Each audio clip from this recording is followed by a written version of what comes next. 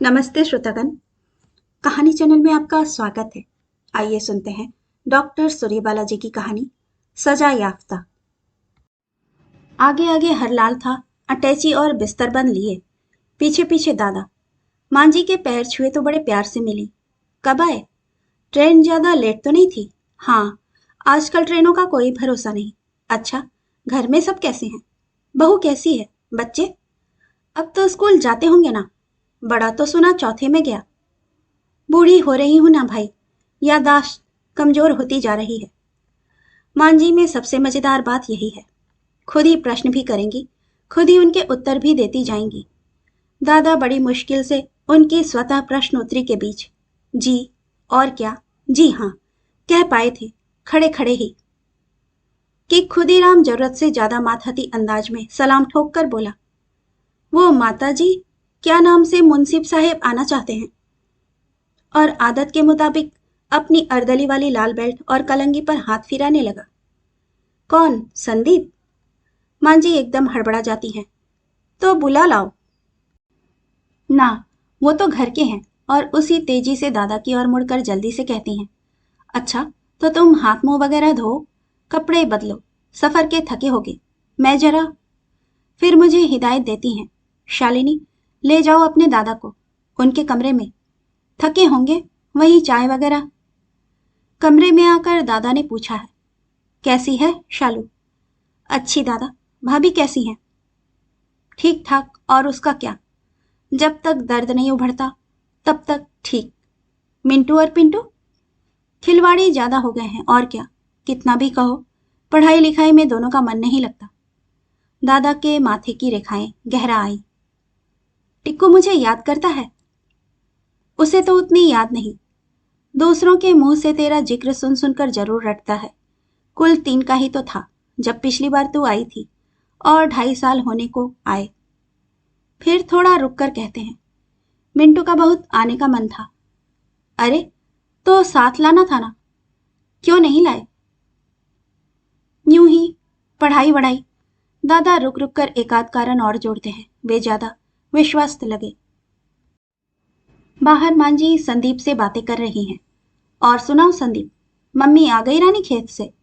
खुदीराम कह रहा था परसों शाम आ गई। पैर का दर्द कैसा है उनका? सुना इस होम्योपैथ डॉक्टर ने तो सचमुच कमाल कर दिया। अखिल कहता था, तुमने बताया बहुत फायदा है। मौसम कैसा था रानी खेत में? आजकल तो खूब ठंड रही होगी। हाँ, गर्मियों में किधर जाने की सोचा है इस बार? सुना तुम माउंट आबू का प्रोग्राम बना रहे हो। कौन? शालिनी। घर पर ही है। अरे हरलाल, शालिनी बहू जी को बुलाना जरा। शालिनी, ये देखो, संदीप सेबों की पूरी पेटी ही उठा लाया है। अब जरा से गर्म कॉफी पिलवाओ। हरलाल कमरे में चाय की ट्रे रख गया है, दूध शक्कर सब अलग अलग पॉट्स में। दादा, शक्कर कितनी डालूं आप में? आ? दादा चौंकते हैं। डाल दे, थोड़ी सी, बहुत ज्यादा नहीं। पूछने के बाद मैं भी चौंकती हूँ। मुझे खुद भी कहाँ मालूम दादा कितनी शक्कर पीते होंगे। इस तरह चाय पीते ही कहाँ थे हम लोग। चाय, चीनी, अदरक, दूध और पानी खौलाया, इकट्ठे भगोने में छाना और मग्गे से लेकर चिल्लपाव मचाते बच्चों में बांट दिया। दादा, ये लेंगे? क्या चीज है? दादा सहज भाव से पूछते हैं। पेस्ट्री दादा, मैं झिझकते हुए कहती हूँ। फिर जल्दी से देखती हूँ, हरलाल तो नहीं खड़ा है। ना, रहने दे, अंडा पड़ा होगा, दादा सहज निरासक भाव से कहते हैं। फिर थोड़ी देर को जैसे सब कुछ थमासा रह जाता है, कहीं कोई कौतूहल, जिज्ञासा या प्रश्न नहीं। सब कुछ जैसे समय की अटपटी सी खामोशी चुपचाप निगल गई। कहाँ गए वे सारे के सारे सवालों के गुच्छे, जो किसी अपने को इतने दिनों बाद देखते ही भर भरा कर टूटने बिखरने लगते हैं बेतरतीब, यहाँ वहां एक दूसरे से होड़ से करते से। और कहाँ यह एकदम जमी हुई जड़ता टूटती है। दादा, नहाएंगे? अभी ही? दादा चौंकते हैं, फिर जैसे एक निर्णय लेते हैं, समझदारी से भरा। अभी नहीं, अभी तो मांझी के पास बैठा ही नहीं, पहले उनके पास घंटे आध घंटे जरा बैठ लूं। जल्दी क्या है नहाने की? नहीं नहीं दादा, मैं घबरा कर चौंकती हूँ। आप पहले नहा ही लीजिए ना। मांझी ऐसी नहीं, वे कुछ नहीं सोचेंगी। उल्टे बिना नहाए आप जाएं तो शायद समझे कि मैंने आपके नहाने वगैरह का ठीक से इंतजाम नहीं किया। अच्छा अच्छा, दादा हंसते हैं। जैसा तू कहे। और झुककर अटैची खोलकर तौलिया साबुन निकालते हैं कि मैं लगभग रोक देती हूँ। तौलिया क्यों निकालते हैं दादा? है ना बाथरूम में साबुन, कंघी, तेल, सब कुछ। थोड़े दिन को तो हैं आप, शेव के लिए भी इनका रेजर है ना। मत निकालिए अपना डिब्बा। मैं जैसे घिघियाता हुआ एक आदेश सा देती हूँ। दादा हतप्रभ आज्ञाकारी बच्चे की तरह मेरा कहा मान लेते हैं। मैं उनका हजामत वाला टॉफी का पुराना हल्का जंग खाया सा डिब्बा नहीं निकालने देती। और क्या, वैसे भी छूट वूट जाने का बेकार में डर। अरे तो तेरे घर छूट ही जाएगा तो क्या? दादा हंसते हैं। आ जाएगा। मेरी नजर जल्दी से उस डिब्बे के अंदर से फिसलती हुई अपने वजूद में लौट आती है। एक छोटी सी लेबल उखड़े तेल की शीशी, घिसा हुआ साबुन, कंघी, शेव करने का मैला सा ब्रश। हाँ, जाते तो रहते हैं यहाँ से मुंसिफ साहब, बत्रा साहब, कनौड़िया साहब। उन लोगों के हाथों यह डिब्बा। मैं घबरा कर आंखें मूंद लेती हूँ। नहीं, यह डिब्बा यहाँ नहीं छूटना चाहिए। दादा नहा लिए? अरे कपड़े क्यों धोए आपने? वह है ना माई? अरे नहीं, वह बूढ़ी बेचारी। और वैसे भी आजकल तो जब तेरी भाभी का दर्द उभरता है तो मिंटू टिक्कू के कपड़े भी मैं ही धोता हूँ। मैं फिर से देखती हूँ कहीं हरलाल तो नहीं है। दादा ने बातें करते करते कपड़े पहन लिए हैं। मैं चौंक कर देखती हूँ दादा के कुर्ते पर पड़ी तमाम शिकन। अब उतारने को भी कैसे कहूँ? कहने की हिम्मत जुटाने की कोशिश करती हूँ लेकिन नहीं कह पाती। अखिल बाबू दफ्तर में ही होंगे ना? अरे क्या कहते हैं दादा, कहने को बंगले के बाहर ही ऑफिस है, पर लोगों की भीड़ ऐसी रहती है कि 1 बजे तक भी वह कमरा पार कर घर में खाना खाने को आ पाए तो गनीमत। तो जाऊं, जरा वहीं उनके पास हो आऊं। दादा सोच सा उठते हैं। जाने भी दीजिए, मैं जल्दी से टोकती हूँ। कहाँ वहां भीड़ भाड़ में जाएंगे, बोर होंगे आप कह रहे थे ना तो, बल्कि मांझी के पास बैठ लीजिए। अपने संवाद की असहायता मुझे निरंतर त्रस्त करती चली जाती है।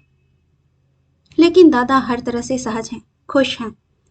ठीक है, चल उन्हीं के पास बैठता हूं। मांझी अनदेखा करते हुए भी सरसरी निगाह डाल देती हैं दादा के कुर्ते पायजामे पर। बड़ी तरतीबी से हर शब्द में अपनापन घोल मीठा उलाहना देती हैं। शालिनी, यही खातिर की है तुमने बड़े भैया की? उनके कपड़ों में जरा आयरन तो कर सकती थी। सूटकेस में रखे रखे मुड़ तुड़ गए होंगे। मेरा सिर शालीनता से नहीं, अपराध बोध से झुक जाता है।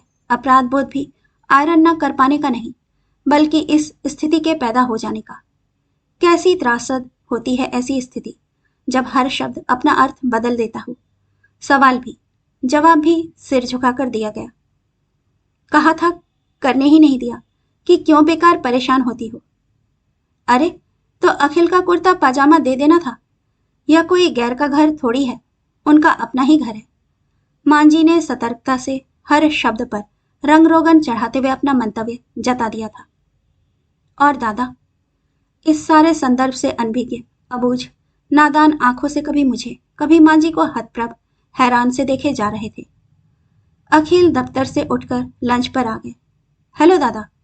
दादा ने अपने घुटनों की ओर बढ़ते उनके हाथ को वहीं समेटकर अपने हाथों से रोक दिया और निहाल हो लिए। सब ठीक ठाक दादा? दादा ने दोनों हाथ के इशारे से सुखी गदगद भाव जताया है। अच्छा दादा, मिनट भर में शावर लेकर आता हूँ। हरलाल, खाना लगाओ फटाफट। अखिल सचमुच कुछ मिनटों में ही कोलोन से महकते सफेद झक कुर्ते पाजामे में टेबल पर आ गए हैं। आते ही उन्होंने 2-4 डोंगे उठाकर पहले दादा से पूछा है, फिर अपनी प्लेटें भरनी शुरू कर दी हैं। दूसरे हाथ में घी चुपड़ी रोटी रोल कर उठा ली है। कर्ण और कनु ने भी वैसी ही रोटियां थाम रखी हैं। मुझे याद आता है, बचपन में दूसरा हाथ लगाते ही दादा हड़क कर टोक देते थे, दोनों हाथ लगाती है? छी, गवारन कहीं की। एक हाथ से खाना खाते हैं, दाएं हाथ से खाना, बाएं हाथ से पानी। मैक्रोनी अच्छी बनी है। अखिल अपनी प्लेट में फिर से डालते हुए रुकते हैं। अरे दादा को दो। आप लेंगे दादा? मैं हिचकिचाती हूँ। क्या है? दादा भी अचकचाते हैं। अले, आप मैक्लोनी नहीं जानते मामा जी? कनु अपनी पतली तीखी आवाज में तुतलाता है। अखिल पसोपेश में पड़े से लगते हैं। मेरी नजर के बीच एक बेहद बोझिल खालीपन अपने पूरे बोझ के साथ जमा रहता है। लेकिन दादा, बच्चे की तोतली बात पर खुशी से निहाल हंस रहे हैं। हाँ कनु बाबू, हमने तो भाई ये मैक्रोनी वगैरह कभी खाई नहीं। सचमुच दादा किसी भी पूर्वाग्रह से मुक्त सरल निश्चल हंसी हंस रहे हैं। दयनीयता में अपने आप घोल रही हूं उस हंसी में, अपनी कल्पना से। जिंदगी की इस सिचुएशन में ना कोई खलनायक है, ना खलनायिका, ना कहीं घृणा, ना ईर्ष्या, ना द्वेष ही। शोषण, प्रताड़ना और संघर्ष की तो गुंजाइश ही नहीं। उल्टे इस स्थिति की तो शुरुआत ही मेरे भाग्य की पराकाष्ठा के रूप में हुई थी, खासी नाटकीय भी। जिस रईस के घर अखिल की बारात उतरी थी, पता चला लड़की साफ बोल ही नहीं पाती, सिर्फ हाँ ना कर पाती है। जिस समय लड़की दिखाई गई उस समय हाँ या जी को शर्मीली लड़की की मॉडेस्टी समझ लिया गया था। लेकिन अब अपने अपने खानदानों को लेकर बात तेवरों में बदल गई थी। यह भी कि बारात खाली लौटकर नहीं जाएगी। तभी किसी शुभ चिंतक ने सुझाया था कि सिर्फ पैसे और बड़े नाम पर ना जाइए तो इसी मोहल्ले के एक अति सामान्य घर की बड़ी शालीन बहू मिल सकती है। बस दादा को फौरन बुलवाया गया। घर भर में किसी को विश्वास नहीं, हर किसी की आंखों में हैरत और ललक दोनों ही। दादा ने अपने स्वाभिमान की टेव रखी थी, थोड़ा तो समय चाहिए ही। पर अखिल ने बड़ी शालीनता से इनकार कर दिया था कि सिर्फ लड़की ही पाकर वे लोग उपकृत हो जाएंगे। बस बारात सोत्साह शालिनी बहू को लेकर बाइज्जत लौट आई थी। तब से आज तक शालिनी बहू की भावनाओं की बराबर कद्र की जाती है, पूरा ध्यान और सतर्कता बरती जाती है। यह घर उपकृत है मेरा, क्योंकि बरसों पहले मैंने इस घर की गिरती साख को आड़े वक्त यथास्थान सुशोभित कर दिया था, यानी कि जिंदगी के हर कॉलम में सही का निशान। सब कुछ झाड़ा पोछा साफ सुथरा, लेकिन जाने क्यों हर झाड़ पोंछ के बाद कुछ टूटकर गिर सा जाता है। ठीक ठीक क्या, इसकी सही जानकारी नहीं। जैसे कि अपनी जिंदगी ही एक से कई हिस्सों में विभक्त हो गई हो और अब ना टूटकर अलग रह पा रहे हैं वे हिस्से, ना जुड़े हुए ही रह पा रहे हैं। बस यूं ही बेआवाज छुपे छुपे किसी कोने में पड़े रहना और सारी सतर्कता के बावजूद जब तब हल्के से चिटक सा जाना। दादा परम संतुष्ट हैं सुख सुविधा से भरी पूरी मेरी खुशहाल जिंदगी देखकर, अखिल का दफ्तर और मांझी का पूजा घर देखकर, कर्ण और कनु की कॉन्वेंटी अंग्रेजी तथा नौकरों चाकरों की मुस्तैदी देखकर। बच्चे अपनी अपनी किताबें लेकर बारी बारी उन्हें सोत्साह दिखा रहे थे। दादा ने पहले कर्ण की इंग्लिश की किताब लेकर बियर भालू के मतलब पूछा। बियर क्या होता है? कर्ण चौंका, फिर बुक में देखकर दादा के उच्चारण पर जोर जोर से पेट पकड़कर हंसता हुआ बोला, बियर नहीं, बेयर। मामा जी, बियर तो पीने वाली होती है, आप भालू को पी सकते हैं क्या? इसी तरह दादा के हर एक दो शब्दों के बाद वह उन शब्दों के कॉन्वेंटी एक्सेंट के उच्चारण बताता रहा। फिर यकायक घड़ी की ओर देखकर बोला, अब हमारा सोने का टाइम है, हम सोने जाएंगे। ओके, चलो कनु। 2.5 साल पहले किसी तरह घर जाना हो पाया था, क्योंकि बच्चों की तबीयत ठीक थी। अखिल को 10-12 दिनों को बाहर जाना पड़ गया और उस बीच कोई महत्वपूर्ण नाते रिश्ते का कोई नहीं आने वाला था। मेरे कहने पर मुझे स्टेशन पर बिठा दिया गया था। वहां दादा और मिंटू स्टेशन आ गए थे। घर पहुंचते ही बच्चे मेरी लाई चीजों पर टूट पड़े। लड़ाई झगड़े मारपीट तक की नौबत आ गई थी। छोटे वाले टिक्कू ने बुशर्ट जो नापी तो उतारने के नाम पर रोते हुए चीख चीख कर जमीन पर लौटना शुरू। आखिर भाभी ने कान उमेटकर 2-3 चांटे लगाए, लेकिन तब दादा भाभी पर बिगड़े। कर्ण कनु दोनों हाथ पीछे बांधे हकबके से सब कुछ देखते रहे।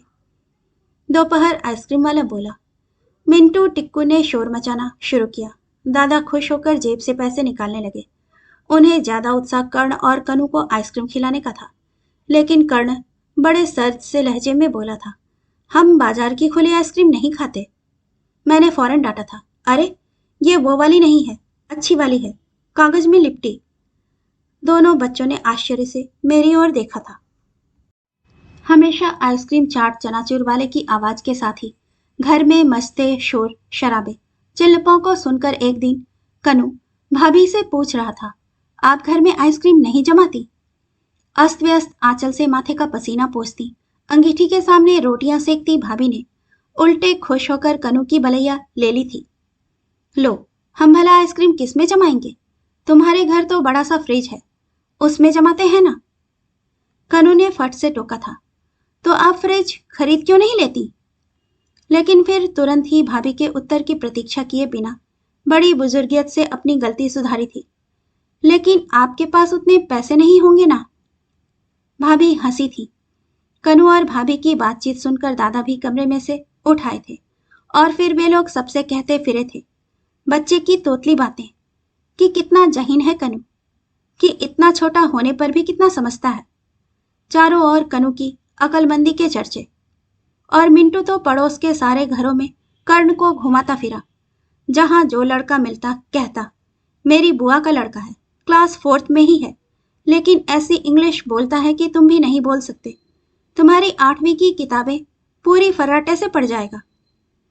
हिंदी तो इन्हें आती ही नहीं, बस इंग्लिश। एक दिन मुझसे छप्पर और बालक के मतलब पूछ रहा था। क्या जानते हो, हिंदी शब्दों के मतलब ये लोग अंग्रेजी में लिखते हैं। लड़के कर्ण और कनु के थोड़े पास आते, उन्हें अजूबी निगाहों से तौलते परखते और चले जाते। शालू, ले, यह तेरी भाभी ने भेजी है। दादा लाल हरी नाइलेक्स की चुंदरी मेरे हाथों में थमा देते हैं। कर्ण कनु को भी बुलाकर बड़े प्यार दुलार से एक एक रंगीन बूशर्ट खरीदे हुए दोनों एक सपाट थैंक्स के साथ पैकेट मुझे थमाकर बाहर दौड़ जाते हैं। मैं यूं ही जाने क्या सोचती पैकेट लिए खड़ी रह जाती हूँ तो दादा अचरज और थोड़ी निराशा से पूछते हैं, पसंद नहीं आई क्या? तेरी भाभी कह रही थी शालू पर अच्छी लगेगी। उसने घंटे भर तक कितनी दुकानें छानकर तब यह पसंद की। घोर आत्माधिकृति से भर में जल्दी से बोली, अरे नहीं, अच्छी है दादा, बहुत अच्छी। मैं तो यूं ही भाभी को याद करने लगी थी, लेकिन भाभी क्यों इतनी परेशान हुई? दादा परम संतुष्ट गदगद भाव से बोले, अरे वाह, क्यों नहीं होती? मांझी को दिखा देना पहले। अच्छा। मांझी देखते ही हमेशा की तरह अति सतर्क नरमाई सी बोलती हैं, तुमसे कितनी बार कहा, उन्हें मना कर दो। इन सारी फॉर्मेलिटी की जरा भी जरूरत नहीं, बेकार इतना परेशान होते हैं। उनसे कहो मेरी तरफ से ये ले जाकर तुम्हारी भाभी और छोटे बच्चों को दे दे। फिर उन्हें खुद ही लगता है अति सतर्कता में भी कहीं गफलत हो गई। नहीं, जाने दो, लौटाने पर उन्हें बुरा लगेगा ना। ले जाओ, रख दो। और तुरंत ही एक दूसरा भूल सुधार, लेकिन हाँ, तुम्हें पसंद हो तो पहनो ना। मैं उसी असहज सहजता से कहती हूँ, नहीं, रख देती हूँ। इतनी साड़ियां तो वैसी ही पड़ी हैं, अभी नई की नई ही। तो फिर रख दो। मांझी की आंखों में राहत लौट आती है। मेरे अंदर भी एक राहत, जैसे नाटक के किसी खंड का पार्ट किसी तरह रट रटाकर दोहरा पाई। हम दोनों ही अपनी अपनी भूमिका सफलतापूर्वक निभा ले गए। एक बार फिर मैं दोनों पैकेट उस बॉक्स में ले जाकर डाल देती हूँ, जिसमें और भी ऐसे बहुत से मिले जुले सामान हैं जो हमारे उपयोग के लायक नहीं, यूं ही दिए लिए की रस्मों में काम आते रहेंगे। मुझे मांझी के ऊपर दया भी आती है। लगातार यही अभिनय औपचारिकता करते करते थकती नहीं मांझी। लेकिन सिर्फ मांझी ही क्यों, मैं खुद भी तो उसी नाटक की एक अहम भूमिका निभा रही हूँ। और यह नाटक कोई 1-2 दिन या 2-4 खंडों का नहीं, जीवन भर चलने वाला नाटक है, जिसमें समय समय पर अपना चालू संवाद सही सही बोल पाने की कितनी बड़ी राहत महसूस होती है। एसपी साहब की बीवी पूछ रही हैं, कोई आया है क्या शालिनी जी के मायके से? कर्ण कनु बता रहे थे, उनके मामा जी। हाँ हाँ, मांझी फौरन बात संभाल लेती हैं। जल्दी में किसी काम से आना हुआ, एकाएक ही। बेचारे मिठाई वगैरह भी ज्यादा नहीं ला पाए। मुझे 501 रुपए दिए कि पहले मिठाई फल मंगवा लीजिए। मैंने कहा, अब भाई तुम लोग बार बार यह फॉर्मेलिटी मत किया करो। करवा चौथ पर भी मांझी ने खुद की मंगवाई 800 की साड़ी दिखा दी थी सभी को, फल मिठाई के लिए 501 रुपए। हर बार मैं कहने और सुनने वाले के सामने या आसपास ही होती हूँ, खुद से भी कतरा कर निकल जाने की कोशिश में। लेकिन कतराते कतराते भी कुछ छू जाता है, चिटक जाता है, जिसकी नियति सिर्फ चिटकना है, जुड़ पाना नहीं। शालू, काम तो हो गया यहाँ का, अब जाना चाहिए ना मुझे। दादा ने बड़े दुलराए से स्वर में कहा है कि उनके जाने की बात सुनते ही कहीं मेरा चेहरा एकदम उदास हो उतर न जाए, जैसे वे मेरा मन दुखाने का अपराध कर रहे हों और मन ही मन मेरे उदास दुखते मन को समझाने बुझाने के लिए शब्दों का जुगाड़ बैठाए इंतजार कर रहे हैं। लेकिन मैं आंखें मूंद कर एक अवसाद भरी राहत महसूसती हुई वापस सिद्धहस्त अभिनेत्री से संवाद बोल जाती हूँ। अच्छा, अरे इतनी जल्दी? दादा प्यार से समझाते हैं। तो उदास क्यों होती है? देख, जाना भी तो जरूरी है ना। साहब लोग तो समझ ही लेंगे कि काम फला तारीख तक हो गया, और फिर तेरी भाभी की तबीयत पिंटू मिंटू। हाँ, लौटते समय मिश्रा के यहाँ गया था कि 3 टायर की एक बर्थ फट से दिला देगा, पर वह बीवी बच्चों सहित हरिद्वार गया हुआ है और अब सेहत ऐसी नहीं रही कि चालू डिब्बे में कैसे भी घुसकर चला जाऊं। नहीं नहीं, मैं फौरन प्रतिवाद करती हूँ। चालू डिब्बे में कैसे जाएंगे आप? बहुत परेशानी होगी। सो तो है, पर और रास्ता भी क्या है? दादा कुछ कहते कहते हिचक कर रुक जाते हैं। मैं जानती हूँ वे क्या कहना चाह रहे थे, वही कहती हूँ मैं। एक तरह से मुझे वह कहना ही था। आप परेशान मत हो, देखती हूँ, ना होगा तो अखिल से कहती हूँ। हाँ हाँ, दादा यही कहना चाह रहे थे। मुझे भी लगता है अखिल बाबू चाहे तो किसी से कहकर एक स्लीपर का टिकट, लेकिन उन्हें परेशानी तो नहीं होगी ना। फिर उन्हें शायद मन में लगता है कि महज एक स्लीपर के टिकट की बात के साथ उनके बहनोई की परेशानी की बात सोचना उनके रोबदाब और ऊंचे ओहदे का माहौल उड़ाना है। इतनी जान पहचान मातहत चेले चपाड़े जो दिलो जान से यही चाहते हैं कि साहब कुछ हुक्म तो करे, सेवा का मौका तो दे। अखिल कुछ कम पसो पेश में नहीं। देखो, कहता हूं किसी से, असल में स्लीपर के टिकट के लिए कहना, खुद तो कह ही नहीं सकता, किसी असिस्टेंट की मार्फत कहलाना पड़ेगा। फिर भी बात छुपती कहाँ है? कहाँ का टिकट, किसके लिए, आदि तमाम बातें तो बतानी ही होंगी। मैं अपने आप से इधर उधर कतराती खड़ी रह जाती हूँ। सिर यूं ही बेमतलब झुका सा रह जाता है। वह तो यों भी दादा की बाह पर हल्का रफू है, कहीं दाई ने कपड़े धोते हुए देखा तो नहीं होगा। दादा की चप्पल में सिलाई के छुपे टांके हैं। हरलाल के झाड़ू लेकर आते ही मैं चप्पल पलंग के नीचे डाल देती हूँ। दादा की बनियान में एक आध छोटे छेद हैं। खुदीराम उसे ही देखकर तो नहीं मुस्कुरा रहा था। जानती हूँ इसमें बहुत सारा मेरा निर्मूल डर और आशंका है, पर काफी कुछ सच भी होगा। कैसे नहीं होगा? आखिर क्यों हमेशा किसी और के आते ही हरलाल सूचना देकर दबे पांव खिसक जाता है? लेकिन जब कभी मिश्रा जी आते हैं, हरलाल आराम से 2 4 बात करता, दोस्ताना तरीके से हंसता हुआ अंदर जाता है। किसी और के आने पर वह मेरे या मांझी के आदेश की प्रतीक्षा करता है, कॉफी, स्क्वैश, रूह अफ़ज़ा। लेकिन मिश्रा जी के आने के बाद कुछ कहने के साथ ही बोल पड़ता है, जी साहब लाए रहे हैं, और 5 मिनट के अंदर चाय के प्याले के साथ अलमारी में रखे नमकीन और बिस्कुट हाजिर कर देता है। जितनी दूरी उसके और घर में आने वाले अन्य मेहमानों के बीच फैली रहती है, वह मिश्रा जी के आने के साथ ही गायब हो जाती है। क्या समझता है वह उन्हें? अपने काफी निकट। मिश्रा जी वही टेरेलिन की बूशर्ट पहनकर हमेशा आते हैं।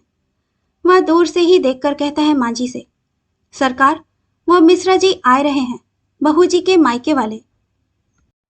दादा जा रहे हैं। उन्होंने फिर वही बादामी वाली बूशर्ट और कथई पैंट पहन ली है। हरलाल ने उनका बिस्तरबंद उठा लिया है और मांझी ने फिर बड़े अपनापे से कहा है, अब यहाँ आते हो तो तुम्हें होल्डाल वगैरह ढोने की जरूरत क्या है? यह भी तो तुम्हारा ही घर है, अब से बिस्तर वगैरह लाने की जरूरत नहीं। दादा ने पैर छुए हैं उनके। खुश रहो, बड़ा अच्छा किया आ गए, ऐसे ही आ जाया करो कभी कभी। जी, दादा प्रसन्न होकर कह रहे हैं। अब तो इधर कुछ दिनों हर महीने 1.5 महीने पर आना पड़ेगा। अच्छा? मांझी एकदम चौंक कर तुरंत अपने को संभाल ले जाती हैं। अच्छा तो है। फिर झटपट मन ही मन एक निश्चय ले मुझे इशारा कर देती हैं। मैं जल्दी जल्दी जाकर नए कुर्ते पजामे का अखिल का नया पैकेट लाकर मांझी को थमा देती हूँ। मांझी देने लगती हैं तो दादा अचकचाकर पीछे हट जाते हैं। अरे अरे मांझी, मैं तो शालू का बड़ा दादा हूं ना, यह आप क्या करती हैं? अरे हाँ हाँ, सब पता है। शालिनी से बड़े हो, मुझसे तो नहीं। अगली बार आना तो पहन कर आना, समझे? पता नहीं दादा कितना समझे कितना नहीं। स्टेशन पर हर थोड़ी देर पर 2-4 लोगों का हुजूम मिल ही जाता। अखिल को देखते ही, अरे आप यहाँ, किसी को सी ऑफ करने? अच्छा अच्छा, भाभी जी के ब्रदर। ट्रेन धड़धड़ाती हुई आकर रुकी तो दादा जानी पहचानी हड़बड़ी से बिस्तर बंद अटैची सहेजने लगे। अखिल ने सिगरेट थमी उंगलियों से उन्हें इशारा किया, जिसका मतलब था, हड़बड़ी ना कीजिए, आपका सामान रख दिया जाएगा, आराम से। तभी दादा कूली को फर्स्ट क्लास में सामान रखते देखकर चौंक जाते हैं। हड़बड़ाकर कूली को पुकारने, रोकने की कोशिश करते हैं तो अखिल आंख के इशारे से रोक देते हैं। दादा फिर भी भौचक और परेशान ही नहीं, दयनीय होकर कह उठते हैं, आ, अरे नहीं अखिल बाबू, मैं तो आराम से स्लीपर या अखिल फिर सख्ती से उन्हें कुछ आगे कहने को रोक देते हैं। इस बार वे मुझे इशारा करते हैं। मैं जल्दी से दादा के पास जा फुसफुसाती हूँ, दादा यहाँ कुछ मत कहिए, अगल बगल खड़े लोग सुन रहे हैं, जाने भी दीजिए, सभी लोग इन्हें जानते हैं। सचमुच अखिल के चेहरे पर तनाव की हल्की सी लकीरें खिंची हुई हैं। लेकिन दादा का आत्माभिमान चोट खाया सा कह रहा है, लेकिन यह कैसे हो सकता है शालू? मैं तेरे अखिल के पैसों से? अच्छा ठहरो, मैं तुम लोगों को किराए के पैसे? अखिल का चेहरा फिर खींचता देख मैं दादा का जेब में पड़ा हाथ पकड़ लेती हूँ। वैसे मैं जानती हूँ दादा का उनकी जेब में पड़ा हाथ भी लाचार है, फर्स्ट क्लास के किराए के पूरे रुपए निकालने में। ट्रेन धड़-धड़ करती हुई प्लेटफॉर्म छोड़ रही है। मेरी आंखों में आंसू नहीं, मैं दादा को भींचकर हल्के से सिसक नहीं पाती। और दादा फर्स्ट क्लास के डिब्बे में निरपराध सजा पाए कैदी की तरह लाचार खड़े हैं। किसी तरह उनका दायां हाथ उठकर 1-2 बार हिलता है, फिर नीचे झूल सा जाता है। याद करने की कोशिश करती हूँ। दादा को इतना दयनीय, इतना लाचार मैंने पहले शायद ही कभी देखा हो। कहानी सुनने के लिए आपका धन्यवाद। श्रोतागण, आपसे विनम्र अनुरोध है कि कृपया कहानी पसंद आए तो इसे लाइक और सब्सक्राइब जरूर कीजिएगा। धन्यवाद।